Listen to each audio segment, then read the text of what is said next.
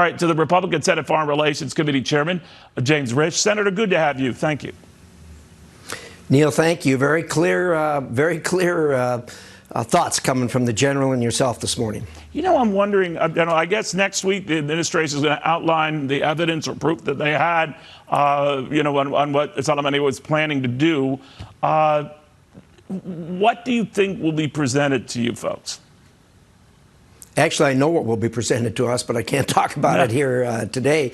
And you have no doubt that this was justified. You have no doubt it was justified, right? I have absolutely no doubt this was justified. A lot of people have been talking about how bad a guy this was. Look, that's all true. He was horrible. He was a murderer. Set that aside. This president had information that was good intelligence information that more attacks were planned. Now, remember, this didn't happen in a vacuum. They had been ratcheting up the series of attacks that you just outlined a few minutes ago, culminating with about a dozen attacks against our men and women there in Iraq over the last 60 days.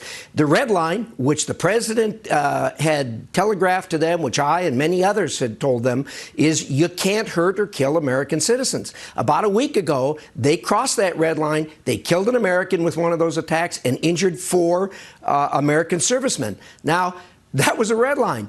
And they knew what was going to happen if they did that. Soleimani is the man who was responsible for that. He orchestrated that, and he paid the price for it. They were warned. This isn't something that just happened out of the blue. This was a reaction to a series of very provocative events on the part of the Iranians, culminating in a point where they crossed the red line. In addition to that, there was solid information that Soleimani was in the process of orchestrating and going to commit additional atrocities against Americans. Now, can you imagine if that had happened? He had that information. He sat in his hands and did nothing, and then Soleimani was able to finish it.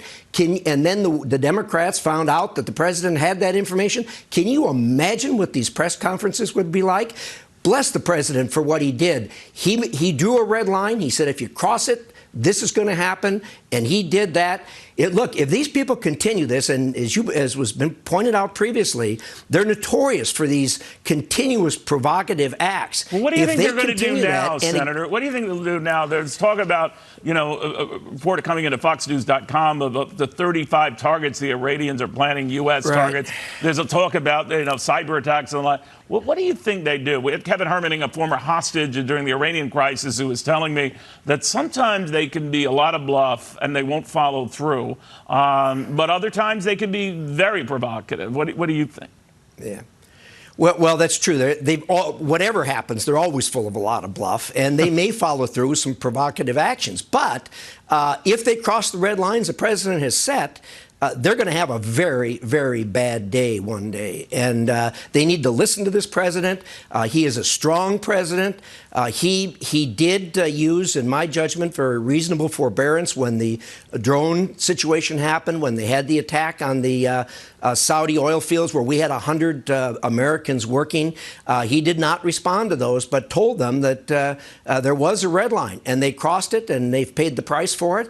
And this president doesn't like doing this. I was in the room when he made the decision on the drone thing, and he does not like using kinetic action.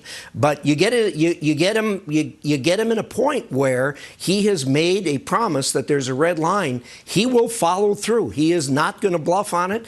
And if the Iranians make a mistake, and they're notorious for doing that, they're going to have a very, very bad day. Senator, as I'm talking to you, I am assuming, I could be wrong, that this is the casket being carried around in Iraq right now of Major General Qasem Soleimani.